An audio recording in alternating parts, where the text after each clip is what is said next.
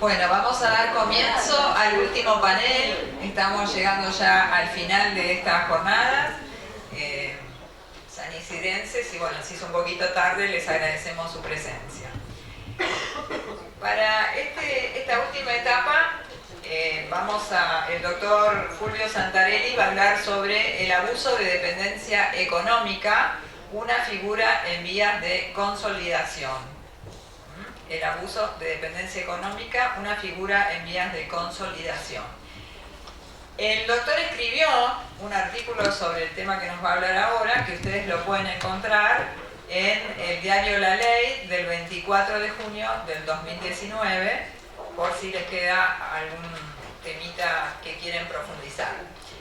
Yo le pedí a Fulvio que me enviara su currículum y lo primero que me contestó es que no tiene el currículum. Insistí y ahora me doy cuenta porque me dijo que no tiene currículum, porque la verdad que es larguísimo y no lo puedo leer porque si no nos iríamos muy tarde. Pero quiero destacar algunas cosas que me parece que son importantes.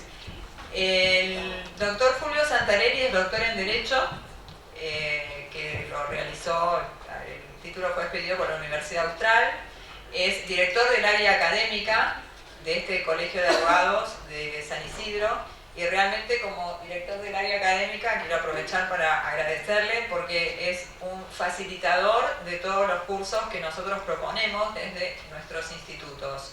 Así que muchas gracias, Fulvio.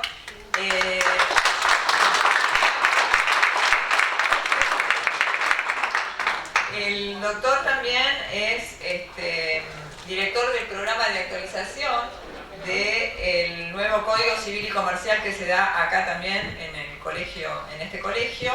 Es profesor titular de la Universidad de Palermo en la materia de Derecho Civil, Contratos, parte especial, profesor titular de la Universidad de San Isidro, de la Universidad de Buenos Aires, escribió en revistas especializadas, fue coautor en otros libros, escribió artículos en el ámbito nacional y en el ámbito extranjero, y bueno, y hoy es nuestro disertante, y como ustedes, aquellos que lo conocen, saben que es muy llevadero y que va a ser un final a todo trapo.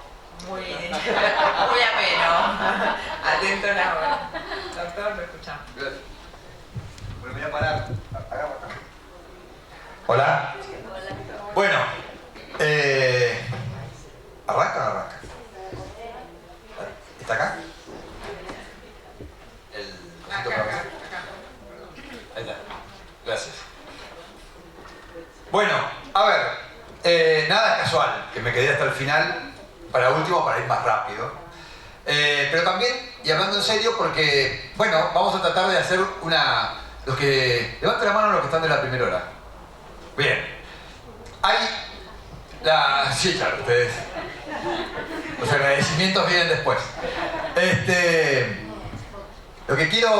Lo que tratamos de hacer con estas jornadas, ciertamente no es fácil cuando tomamos un tema y lo ponemos como eje de toda una problemática. Ustedes vieron que de algún modo, si hacemos una síntesis, fuimos mirando desde un problema de la persona humana hacia un problema que vamos terminando con una cuestión de la patrimonialidad. Decía Ricardo recién, bueno, yo no tengo mucho que ver con esto porque lo nuestro... y terminó hablando de sociedades. La vulnerabilidad, como decíamos al principio de la reunión de hoy, tiene distintas caras y el derecho las fue descubriendo paulatinamente. No es casual que vamos a hablar de lo que vamos a hablar ahora después de haber tocado el tema laboral, porque el derecho laboral se independiza del derecho civil, concretamente de la dinámica del contrato civil, porque rompe con el concepto de la autonomía, y no es importante tanto el concepto de la autonomía de la voluntad, sino cuanto que se basaba sobre un concepto de presumida igualdad. El derecho laboral irrumpe, y lo dijo Goldín también, cuando Goldín dijo el derecho del trabajo se justifica en una economía liberal de mercado, no estaba haciendo sino una descripción, no una posesión de fe, una descripción. Exacto. Entonces, se entiende de esa lógica. El derecho del consumidor también. No hay derecho del consumidor en una economía programada. No. si le preguntábamos a cualquier líder socialista con gobierno, decía, el derecho consumidor soy yo, no hace falta acá que una protección al consumidor. Eso es, justamente, los legitima del mismo modo, es aplicable mutatis mutandi. Pero, más allá de estas consideraciones, y yendo un poquito más a tierra, hoy el título que ensayé, y como una vuelta de rosca frente al artículo que vos mencionás, es que hay una cuestión, miren qué ensalada de términos, hay una cuestión, nosotros quise partir de donde estábamos ubicadas nuestras mentes. Yo supuse que todos fuimos más o menos educados en derecho en la misma época, no importa, pero seguramente todos terminamos estudiando por Borda y todos terminamos estudiando por un derecho clásico, quiero decir. Nuestro derecho clásico está conformado básicamente en la primera mitad del siglo XX, y después alcanzamos algún ayornamiento como es el derecho del trabajo y el derecho del consumidor. Dos que picaron de punta. Después vino el derecho también ambiental y nos ayornó en otros temas, como por ejemplo ya nos rompió el concepto de interés legítimo o derecho subjetivo y amplió el concepto del interés difuso y que todos somos parte, y rompe un concepto, ¿no es cierto?, de derecho de alteridad del uno a uno, sino de que uno tiene derecho frente a todos. Esas son las evoluciones que va teniendo el derecho, podríamos verlas desde otra perspectiva, pero yo quiero compartir esto. El ámbito del cual vamos a tratar es el ámbito del contrato, las relaciones patrimoniales. Y entonces vamos a ver qué es lo que ha pasado en nuestro país con la legislación, cómo ha cambiado, y aunque no lo hayamos percibido, y en el mundo cómo viene cambiando. Estos son los modelos clásicos de protección. Cuando digo, este es el mundo del derecho del trabajo, pero en el mundo del derecho privado venimos del mundo de los vicios. Cuando nosotros, ¿se acuerdan? El error de oro violencia. Si ustedes ven textos modernos, esto es una protección a la voluntad. Todo lo que tienen citado acá es el Código Civil y Comercial. Si ustedes miran, este tipo de protección se caracteriza por lo siguiente. Es una protección al momento de contratar. Y es una protección que lo que pretende es justamente velar por el libre albedrío. Que no haya sido engañado, que no haya sido dolosamente engañado, que vos no caigas en error, que no haya sido engañado por alguien o que no haya sido forzado a. Nosotros, en el Código Civil y Comercial actual, tenemos una versión reedita, una versión absolutamente clásica de los vicios. Si ustedes van, ya lo vamos a ver, pero si vamos a otros países, inclusive países más, si se quieren, ortodoxos que nosotros, todos alguna vez hemos firmado algún contrato o hemos asistido a firmar a alguien un contrato en el cual se deja constancia que esa persona está firmando con un asesoramiento letrado independiente. Porque eso está tomado del derecho inglés, en donde uno de los vicios es la influencia indebida, una figura familiar de la violencia. ¿Qué es? La violencia que nosotros tenemos es la fuerza irresistible. Es prácticamente cuando yo agarro a alguien del cogote y le digo, firmame acá o te mato a tu hermana. Entonces, violencia irresistible. Pero los ingleses se dieron cuenta mucho antes que hay influencias que son mucho más fuertes que las físicas. Por ejemplo, la amante que le sale de garante al playboy, pero que está terriblemente enamorada, que no le puede decir que no, y como ella tiene dinero, lo acompaña en todas sus aventuras, pero lo va a llevar a la ruina. Caso real. Entonces aparece el concepto de la influencia indebida. Esa relación la lleva a una influencia indebida. Es un modo de violencia. Entonces, cuando nos aseguramos que alguien tiene un asesoramiento independiente, decimos no está bajo ninguna influencia, está siendo asesorado adecuadamente. Ejemplos. Lo cierto es que hay una protección que está basada en un momento determinado, al momento de contratar, y de un modo determinado. Suponemos que vos, si hubieses estado esclarecido, o si no estabas bajo el influjo de estas circunstancias, hubieses firmado otro contrato. Entonces, protección a ese momento. Ahora, si vemos la protección del derecho laboral, es otro tema. El derecho laboral no se preocupa tanto por el momento de la celebración del contrato, sino que el derecho laboral se preocupa por otra cosa, se preocupa por el derecho en la ejecución del contrato. se preocupa por establecer una relación y se preocupa por un concepto. Hoy lo mencionó Goldin. Se preocupa por la dependencia. La dependencia es un concepto que nos va a acompañar durante toda esta exposición. Y que la introdujo Úrsula hoy cuando de algún modo, para hablar de vulnerabilidad, la opuso al concepto de autonomía.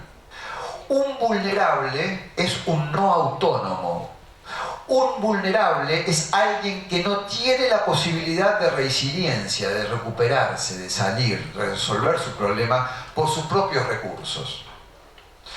Y es interesante esa idea porque nosotros, además de todas estas cuestiones, también en materia de contratos, inclusive de contratos entre empresas, no es un problema solamente de la persona vulnerable, sino también del empresario débil. Allá por 2005 escribí un artículo sobre la protección del empresario débil. Van a ver inspirado en qué. Y es ese concepto en donde hay también relaciones de dependencias entre empresas. Y ese modelo de protección lo tomamos del derecho del trabajo. Fíjense, el ius variandi es interesantísima como figura. El ius variandi, ¿qué es? Marca el límite de la subordinación. ¿Qué es lo que el empleador, que por definición se supone que es el que maneja el establecimiento empresario y tiene reconocida por la ley de contrato de trabajo capacidades de dirección, pero cuál es su límite? ¿Puede cambiar el contrato de trabajo? Se habla de la flexibilización laboral. El contrato de trabajo por definición es flexible, por eso le da el ius variandi. Con límites, un ejercicio racional del ius variandi, claro, sí, pero está presente. Ese modelo es típico, ya no del derecho laboral, es típico de todo contrato de duración. Entonces, sacamos el componente laboral, al solo efecto pedagógico estoy haciendo este ejercicio, para quedarnos con una técnica de protección y trasladarla a otros contratos que también pivotean sobre la idea de subordinación y también pivotean sobre la idea de continuidad. Les decía antes, nosotros aprendimos, ¿no es cierto?, determinadas cosas y aprendimos un día de la lesión, pero nunca salimos, nunca pensamos en la lesión en términos de explotación o de violencia económica. ¿Qué es sino la situación? Esto es exactamente igual que el viejo, muy parecido que el viejo 954 del Código de Vélez, ¿no? Cuando hablaba de la posibilidad de explotar a alguien, explotar la necesidad, debilidad psíquica de una experiencia de la otra, y obteniendo de esa manera una ventaja desproporcionada. ¿Eso no es una violencia económica? Pero a veces las cuestiones terminológicas no nos permiten desarrollar o conectar conceptos que nos parecen que no tienen ninguna relación. La lesión, nosotros la tenemos calculada como un vicio más de la voluntad. Una cuestión interesante. Los vicios, ¿a qué conducen? A la nulidad, a la ineficacia. Es decir, lo escrito ya no vale. Lo escrito pierde valor, porque fue hecho, fue escrito, fue acordado bajo el influjo de justamente influencias, factores, ¿no es cierto?, que distorsionan esa famosa voluntad que se trata de resguardar. Hay una relación que no podemos negar, que es: los contratos son tan justos como el mercado lo permita. Los contratos son tan justos como el mercado lo permita. La justicia o no del contrato es un problema de justicia de mercado. ¿Qué significa? ¿Hay mercados justos? No, probablemente no. Pero sí es cierto que en un mercado, cuando hay más oferta, las posibilidades, ¿no es cierto?, de más justicia contractual es posible. Tema perfectamente Argentina. Piensen en todos nuestros consumos, piensen en los más básicos, peor, y piensen cuántos oferentes hay por cada producto. Rara vez pasa de 2. Rara vez pasa de 2. Leía con felicidad un de los candidatos, el que sacó más votos, el otro día, lo veía en una entrevista y hablaba exactamente de este mismo problema. El problema argentino, en gran medida, la estructura de la economía es que es fundamentalmente oligopólica, cuando no monopólica. Excelente lectura de la realidad. No hay ninguna chance de una eficacia del derecho del consumidor, está el doctor Perriot, director del Instituto del Consumidor, no hay ninguna posibilidad de eficacia del derecho del consumidor en una economía oligopólica o monopólica. No la hay. porque no hay ningún incentivo para ser mejor. Ustedes no se olviden de que nosotros estamos muy acostumbrados a ver el derecho del consumidor desde el consumidor, que es víctima de un abuso, pero en realidad el abuso al consumidor tiene doble efecto. Uno contra el consumidor, al que le vendí gato por liebre, pero otra a mi competidor, que si es honesto, yo capté un consumidor por medio de deshonestos, y él se queda sin esa venta. Y yo tengo doble beneficio, porque le vendí gato al precio de liebre. Esa doble daño que hay en el mercado, ¿no es cierto?, es lo que hace el efecto permanente de una economía que funciona sobre una base oligopólica. La Constitución Nacional fue sabia en ese sentido. No solo inauguró, ustedes saben que la Constitución Nacional, la reforma fue en el 94, la ley de consumidor es de un año antes, del 13 de octubre, día de mi cumpleaños puede quedar bien, anótenlo, 13 de octubre de 1993. Por eso me dediqué al consumidor, dije, ¿qué día cumplo años? Ah, mira qué bien. Ah. 1993. Sí. ¿Cuántos años tenía? No, sí, es de 1993 nacimiento. La no. Nací con el colegio. Entonces, a lo que voy es, fíjense que cuando se protege al consumidor, inmediatamente, párrafo siguiente, miren cómo define el mercado. Dice, hay que cuidar la defensa de la competencia contra toda distorsión de los mercados y el control de los monopolios naturales o legales. Hay no solo una definición en favor del consumidor, sino también de un mercado plural, de la libre oferta. Cuanto más oferta, más chances de que haya mejores condiciones para el consumidor.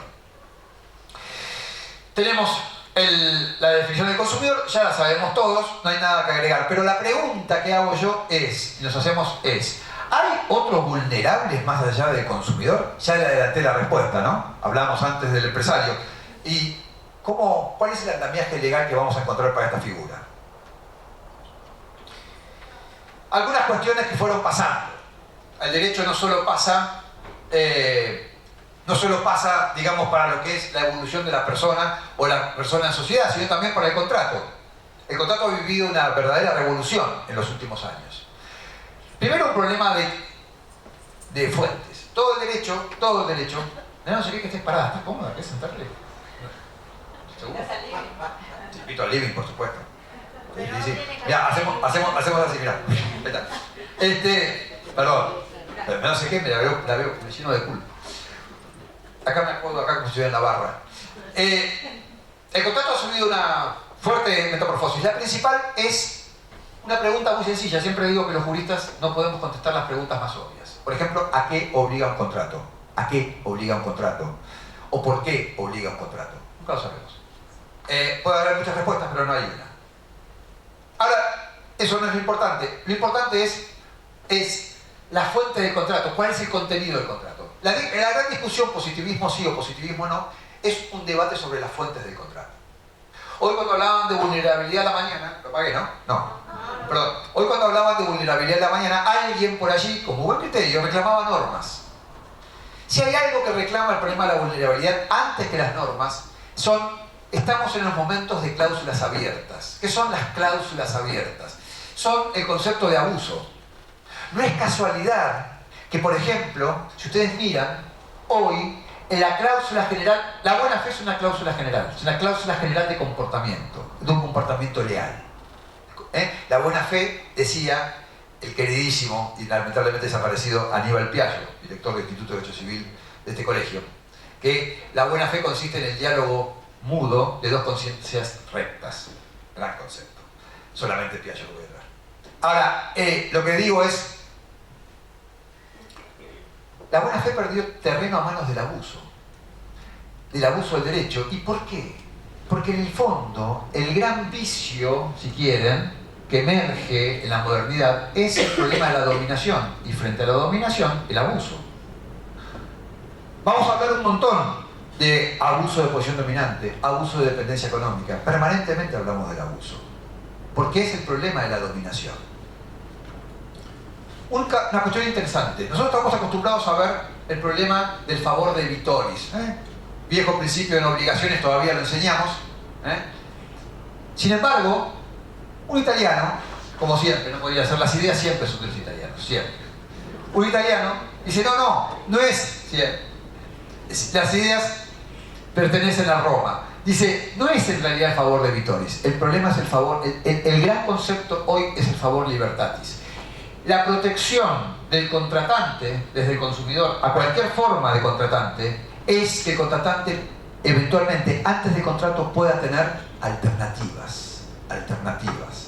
Si hay alternativas, hay menos chance de dominación. Si no hay alternativas, es más fácil ser dominado. Y este es el principio entonces realmente de protección. Bien. El contrato de adhesión. Novedad en el Código Civil y Comercial. Tenemos regulado el contrato de adhesión. El contrato de adhesión nos trae la posibilidad de declarar abusivas una de sus cláusulas. Las cláusulas abusivas, que hasta el dictado del Código Civil y Comercial, eran exclusivas del régimen de la 24240 de Ley Consumidor, hoy ingresaron al Código Civil y Comercial, con un efecto. El Código Civil y Comercial habla del consumidor, ya lo sabemos, y también habla del contrato de adhesión. El fenómeno adhesivo, el fenómeno del contrato de adhesión, no es exclusivamente del consumidor. Hay contratos de adhesión entre personas que no son consumidores. Y hay contratos de adhesión entre consumidores. Es decir, juego de palabras. Contrato de adhesión puede ser de consumo o no. Un contrato de distribución, de concesión, de agencia o de franquicia es un contrato de adhesión. Puede ser un contrato de adhesión. La fianza es un contrato de adhesión. La locación es un contrato de adhesión. El contrato de adhesión y la cláusula abusiva sigue siendo está dentro de la lógica de la protección al momento de contratar. Porque fíjense, el contrato de adhesión se define según cómo contrato, cuando alguien adhiere a pie juntillas a lo que otro predispone. Esa es la característica del contrato de adhesión. Por supuesto, no contrata por adhesión, no propone contratar por adhesión quien quiere, sino quien puede.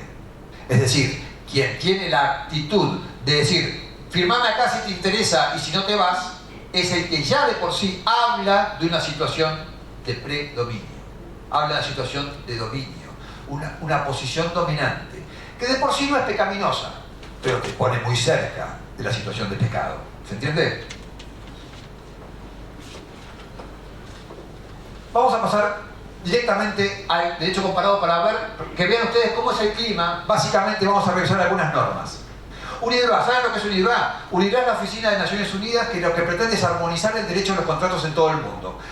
Junta un grupo de juristas, más o menos, ¿viste? Grupo de juristas de todos los países, de los grandes sistemas de derecho, y trata de armonizar las normas contractuales. Y produce lo que llamamos generalmente el soft law, es decir, un derecho suave, no tiene vigor, pero tiene un carácter, digamos así, vamos a decir, docente. Y propone, fíjense, en lo que sería una idea similar a la lesión, ¿no es cierto? Pero habla de dependencia económica, de alguien que depende económicamente de otro. Estamos hablando que esto es fundamentalmente para los contratos entre pares. No estamos hablando de contratos de consumo, no estamos hablando de contratos de trabajo, estamos hablando de contratos, en principio, entre pares. Pero habla del concepto de dependencia económica. Los principios europeos de los contratos. La Universidad de Pavía juntó también a los juristas más importantes de Europa, y ahí la preocupación era homogeneizar, armonizar, ahora se está rompiendo todo con el Brexit, pero el derecho anglosajón con el derecho continental europeo, ¿no es cierto?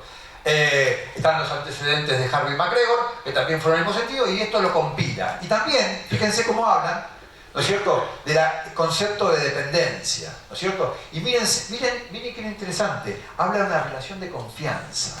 La relación de confianza de quien confía en otro que genera una dependencia. Matices que generan conceptos que permiten ir construyendo un concepto de dependencia. Código Civil francés, acaba de ser modificado, año 2016, entró en vigor en el 2017. El Código Civil francés de Napoleón, el Código francés, no establecía la lesión. Específicamente la confinaba para los menores, la lesión, y para los contratos de compraventa inmobiliaria. No existía la lesión como regla. Y encima la confinaba a esos dos supuestos, y encima usaba un criterio que solamente si la desproporción era mayor a los 2/3, o sea, enorme, ¿no es cierto?, podía tener lugar solo en esos dos casos. Sin embargo, el Código Civil francés ahora, este es el nuevo 1143, dice, la traducción tómela como de quien viene, pero está bastante bien, hoy Google nos permite todo, dice, hay igualmente violencia cuando una parte abusando del estado de dependencia de la otra.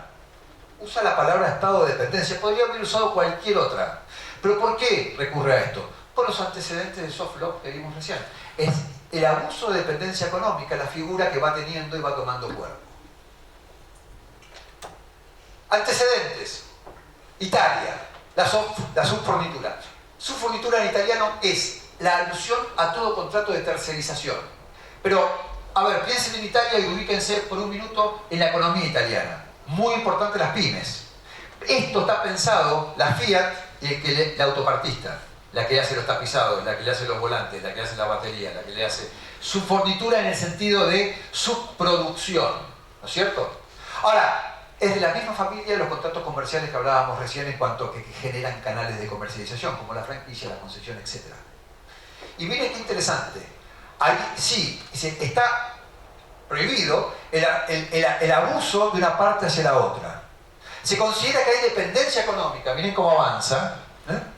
La situación de una empresa que está en grado de determinar en el rapport, en la relación comercial con otra empresa, un excesivo desequilibrio de los derechos y obligaciones. No económico el desequilibrio, normativo. Desequilibrio en derechos y obligaciones. El mismo concepto de cláusula abusiva que usamos para el contrato de consumo. Igual.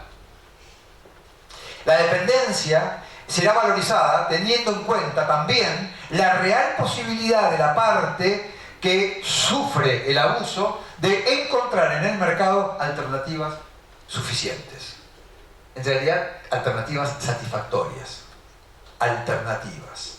Es decir, piensen en ese autopartista, piensen que ese autopartista hizo inversiones, ¿no es cierto?, para hacerle útil a la Fiat y proveerle a la Fiat.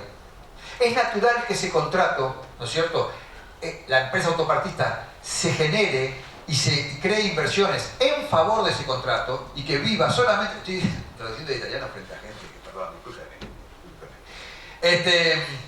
frente a nativos, perdón, una falta de respeto, lo veo ahora y no, decía, entonces, piensen en eso, hizo inversiones para ese contrato y queda dependiente de la Fiat. La Fiat tiene un ejercicio de ius variandi, y uso la misma palabra para jugar, pero lo tiene que hacer dentro de una racionalidad que no está reglamentada, que depende, ¿no es cierto?, de un concepto de abuso de cómo se ejerza. Naturalmente que le pasa lo que le pasa a todo el mundo, y sigo con el mismo ejemplo para que sea más claro. El contrato sufre vicisitudes, ese contrato, la Fiat tiene otras necesidades, hay que ayornar los sistemas de producción, hay que ayornar los sistemas de lo que sea, y requieren nuevas inversiones, pero hay que cuidar de la ecuación económica. No porque, comillas, la Fiat le vaya a garantizar una ganancia, pero sí entender que el otro tiene una ecuación económica y una inversión que cuidar en el tiempo. ¿Correcto? Francia tiene lo mismo, y en la misma época, prácticamente un poco después, Francia sale también con el mismo concepto de dependencia económica y de la posición dominante en el mercado interior. Cuando se refieren a Europa en el mercado interior es al propio país, no se refieren solamente a Europa en su todo. ¿Esto no lo traducimos?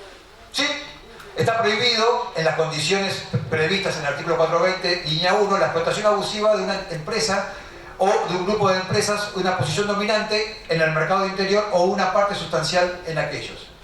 Ese abuso puede considerablemente consistir en rechazar una venta, en ventas ligadas o en condiciones de ventas discriminatorias, así como en la ruptura de relaciones comerciales, establecidas al solo efecto que el socio rechace de someterse a las condiciones comerciales injustificadas. Muy bien. Gracias.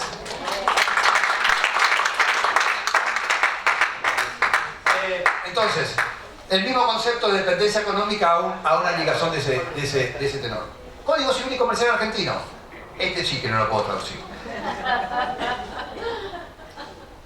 Miren la importancia del abuso del derecho y miren el artículo 11, a los que tal vez no, a los que no estudiaron de memoria el código todavía. El artículo 11 habla directamente del abuso de posición dominante.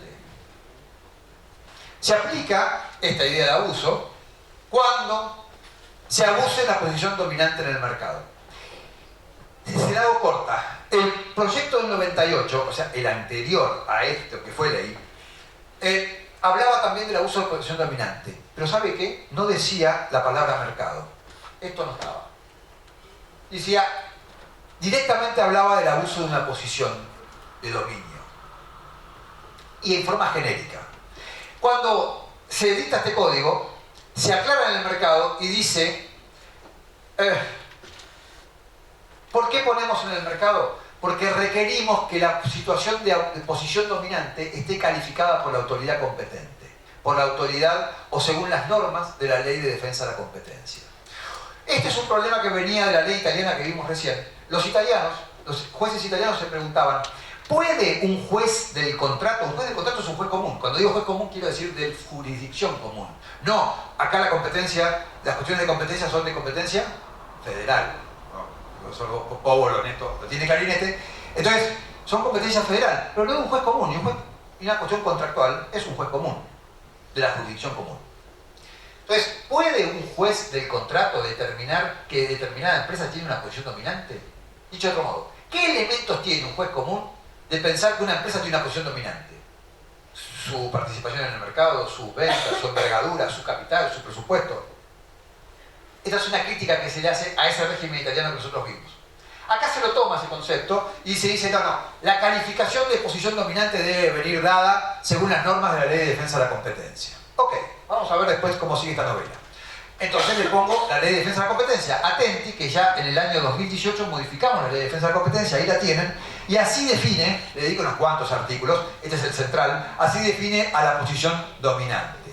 Cuando haya única oferente o demandante dentro del mercado nacional o en una o varias partes del mundo, o cuando sin ser única no está expuesta a una competencia sustancial, o cuando por el grado de integración vertical o horizontal, esté en condiciones de determinar la viabilidad económica, escuchen, de un competidor fuerte. Y acá sumamos otro elemento.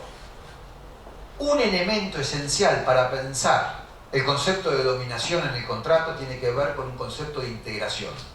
Cuando hablábamos del ejemplo de la Fiat, hablábamos de ejemplos de su fornitura, cuando hablábamos de este tipo de ejemplos, lo que estamos haciendo referencia es a integración empresarial.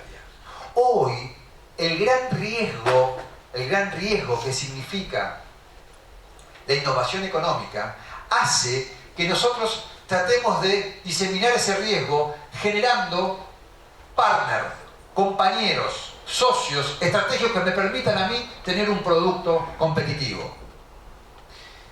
Esto lo vemos en todo el tiempo. Toda empresa que consume innovación lo que hace es tener partners, ¿no es cierto? Los teléfonos que manejamos, si ustedes lo abren, ¿qué encuentran? Aplicaciones. Esas aplicaciones son de terceros, no tienen nada que ver con iPhone ni con nadie. Son terceros que dan servicios en una plataforma.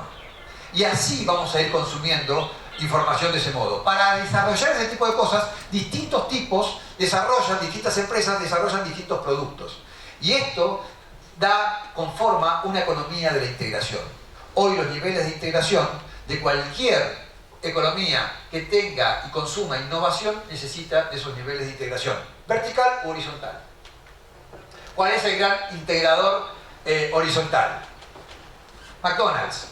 Para hacerte una hamburguesa está la panificadora tal, el frigorífico tal, el coso tal y el franquiciado. ¿Cierto? El gran integrador, y él pone la marca, nada más. Y el modelo de negocio. Qué importante el concepto de modelo de negocio. Hoy lo levantó Goldin. Qué interesante que un tipo que hace laboral levante el concepto de modelo de negocio. Es decir, el modelo de negocio es como hoy se piensan los emprendimientos, para decirlo con decía Ricardo. Nosotros estamos formados en un derecho, sea que hace comercial, sea que hace consumidor, sea que hace lo que sea, desde el punto de vista patrimonial, en un derecho que todavía está formado en la época de nuestro amigo Ford. En un Fordismo, decía Gersi, ¿no es cierto?, del cual todavía no nos sacamos de la cabeza. Pero hoy no tiene nada que ver con ese modelo industrial o de emprendimiento. Doctor, ya tendríamos que ir redondeando. Sí, perdón. Rápido. DNU 1234 del 19. Esto es de abril. Esto es el decreto de necesidad y urgencia, tiene ese carácter, de competencia desleal. Y este es el que habla directamente de abuso de situación de dependencia económica, sin eufemismos. ¿Qué considera? Que la empresa que comete un abuso de dependencia económica de alguien que está integrado está haciendo un acto de competencia desleal para con su par, porque está obteniendo una ventaja del mercado indebida. ¿Lo ven? Pero lo que nos importa es que entró el concepto, ¿no es cierto?, de situación de dependencia económica para quien no disponga de una alternativa equivalente, misma fórmula que los TANOS, ¿lo ven? No disponga de una alternativa equivalente para el ejercicio de la actividad en el mercado. Esto se los dejo para después, es bastante teórico, pero no tiene demasiado efecto. Quiero ir a algo. Este material lo tienen disponible, bueno, después les van a decir cómo, así que no se hagan problema. Pero me interesa llegar acá y con esto terminar. Nosotros tenemos una norma en el Código Civil y Comercial, que es el artículo 1011, que habla de los contratos de duración. No se la entiende si no se la mira en el contexto. O sea, uno viene leyendo el código, supongamos que no agarran sueño, por ejemplo, ¿no? Entonces agarran el código y se empiezan a leer. Entonces agarran el dice, entonces este no sé a qué viene. Solamente puede ser leído en el tono que le estamos dando acá. Fíjense, no habla de dependencia económica, pero sí habla de un contrato de larga duración, en donde lo importante es que para que la duración del contrato, ¿no es cierto?, tiene que ver como modo para que las partes produzcan los efectos queridos por el contrato. A ver, los efectos queridos por el contrato en un contrato es dinero, es fruto económico. Esto está dando por sentado que un contrato requiere de inversiones que necesitan de un tiempo para que sean amortizadas. Para los que están en el área contractual, Automotores Saavedra con Fiat. Cuando Fiat, pobre Fiat, la tenemos de punto hoy. Cuando Fiat, cuando se le corta el contrato a un concesionario, vamos a hacerlo corto, ¿qué le debe indemnizar? Si es que le debe indemnizar algo. La Corte, ya en el año 80 y tantos, le dijo que debe indemnizar es todas las inversiones que le exigió y que no están amortizadas. ¿Qué es que una inversión esté amortizada? Que haya recuperado el dinero y haya tenido una ganancia razonable, un lucro razonable. Eso es amortizar una ganancia. Con lo cual, es una expectativa razonable de todo contrato. Entonces, los contratos de duración son todos aquellos contratos que requieren un tiempo determinado para que esa inversión se justifique. No está pensado para malos negocios, aún andando bien el negocio. Si ustedes ven cualquiera de los contratos que les mencioné, el de franquicia, etc., tiene una suerte de ecuación económica sobre la cual se basa. Pero miren qué interesante esto. Las partes deben ejercitar su derecho conforme al deber de colaboración, respetando la reciprocidad de las obligaciones del contrato. No puedes hacer lo que querés. Hay un ejercicio de jus variandi. La parte que decide la rescisión debe dar a la otra la oportunidad razonable de renegociar de buena fe sin incurrir en ejercicio abusivo de los derechos. Esa es la forma que encontró el codificador para encontrar un ejercicio razonable de la modificación del contrato o de su terminación. Es decir, es la pauta de la buena fe y de la renegociación y un concepto de colaboración acorde a una inversión. Esto no es romanticismo, es acorde a una inversión que significa el contrato, acorde a una ecuación económica que justifica ese contrato.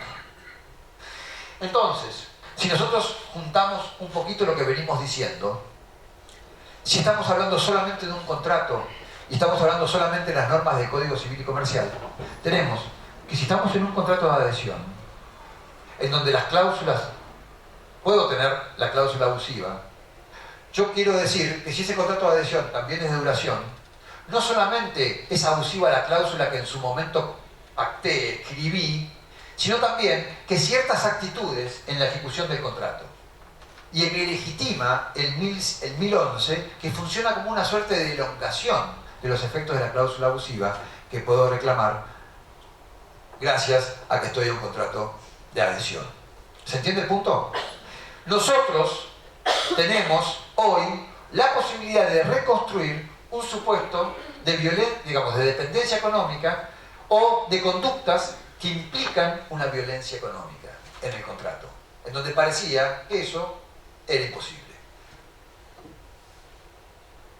Bueno, ahí yo les explico, o les pongo poco más material, pero en definitiva, lo que quería concluir es que efectivamente hay una categoría de vulnerable que podemos encontrar en lo que llamamos un empresario débil, o sea, un empresario dependiente en un contrato de integración. Gracias.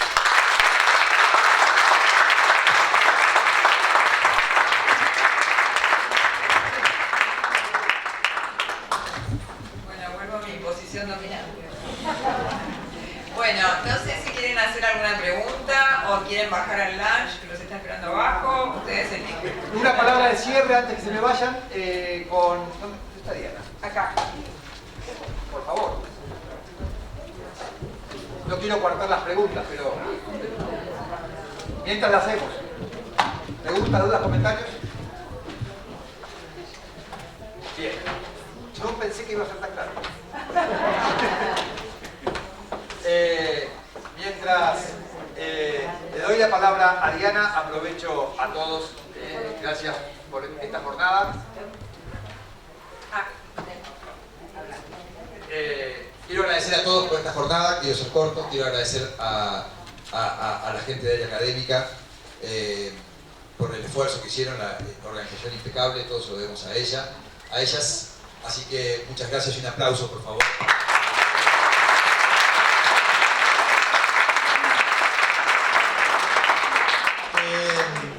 Además, también, bueno, agradecer la presencia de ustedes, esto, de todos los institutos, porque esto empezó, es un proceso que ya estamos pensando, ya tenemos que estar pensando en el tema para el próximo septiembre, del año próximo, porque van a haber quintas.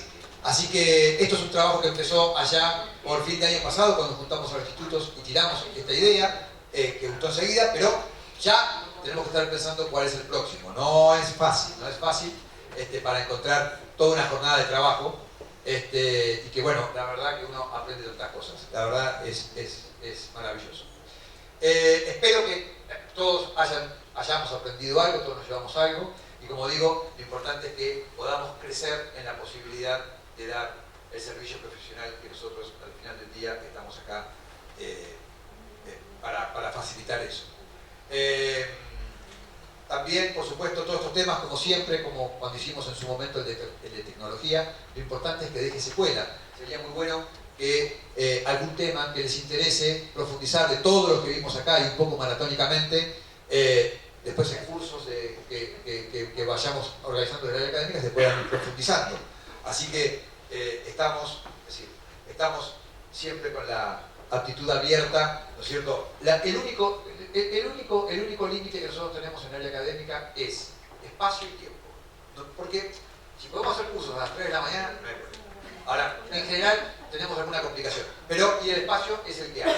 Pero salvo eso, estamos abiertos a todas las inquietudes. Así que desde ya muchas gracias por la participación de ustedes, muy amables. Gracias por todo.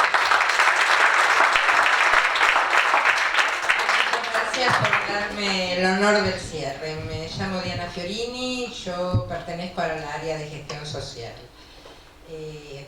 Repito las palabras de Fulvio, gracias a todos los que han participado. Algunas reflexiones finales. Somos todos vulnerables.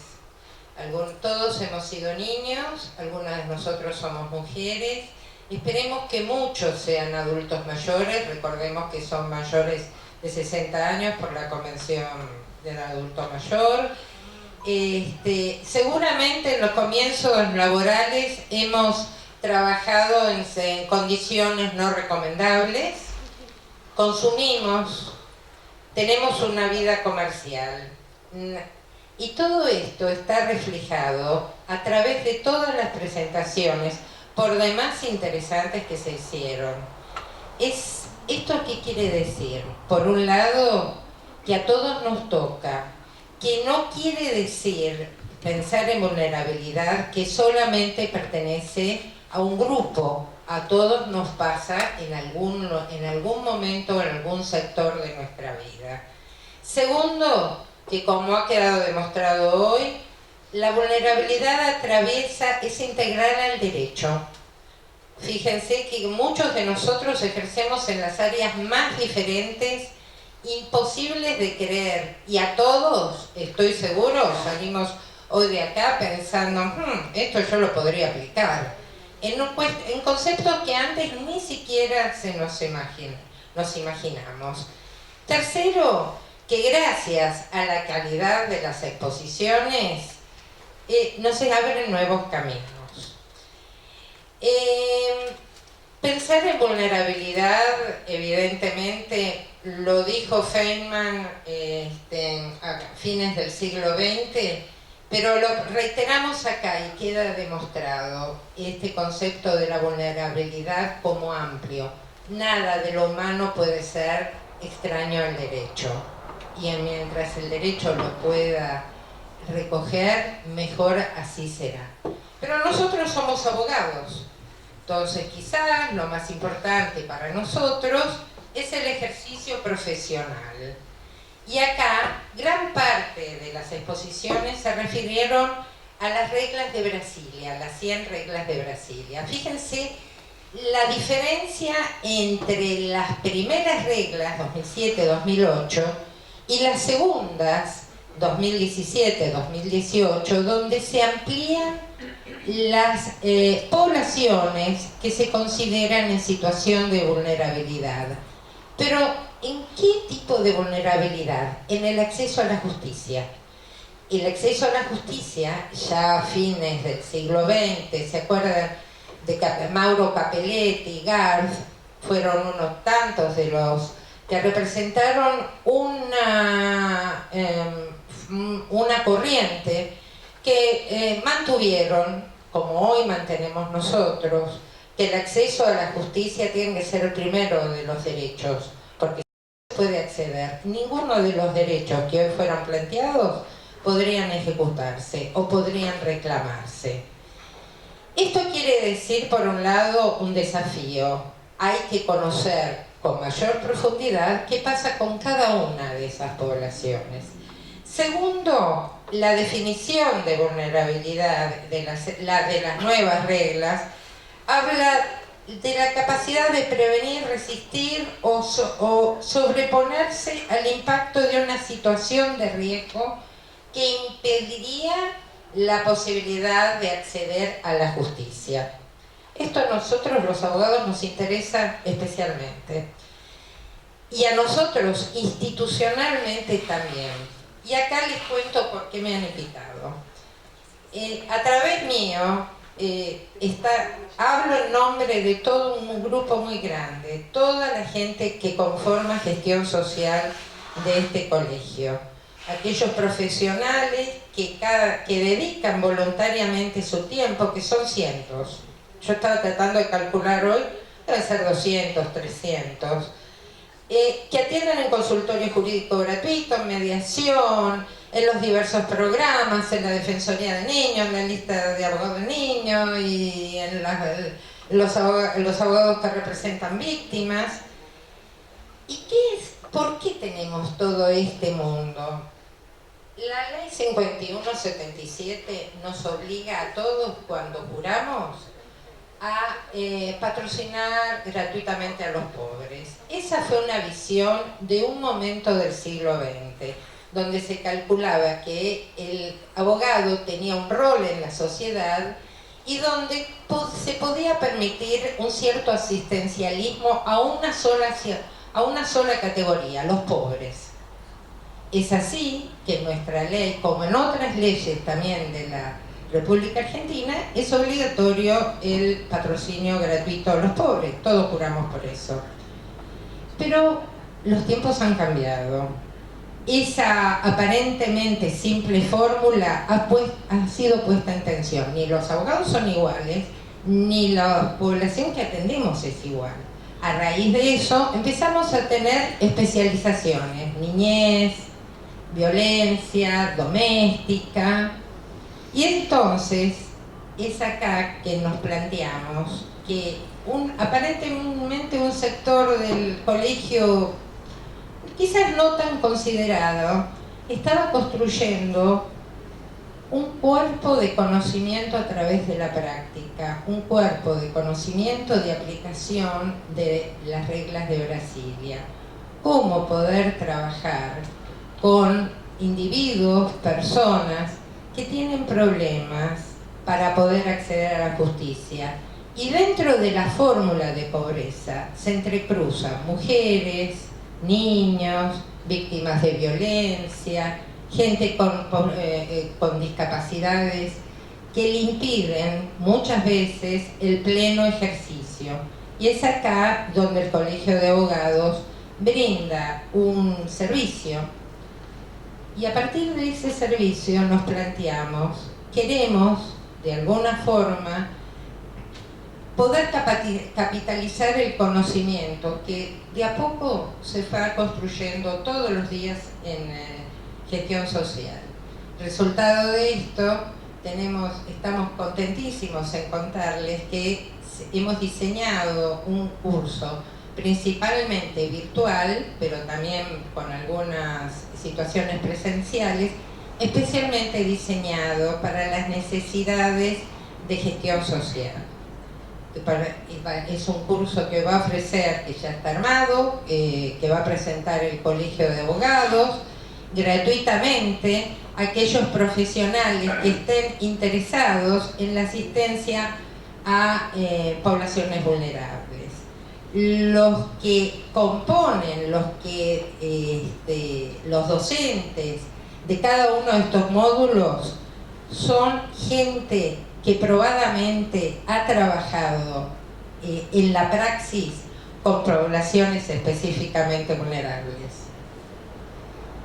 Y cada uno de los módulos ha sido el resultado del consenso de los que trabajamos en el área. Esto es un programa revolucionario, no hay otro en otro colegio de abogados.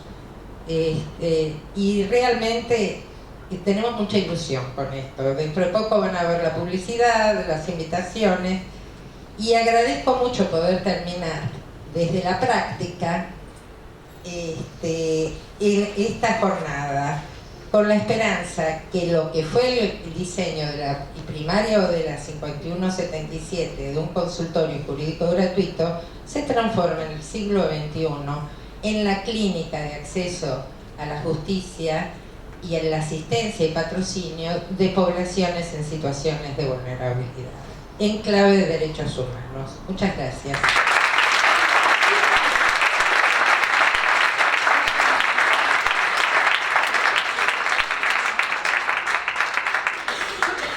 Habiendo terminado la mística, vamos a la mástica.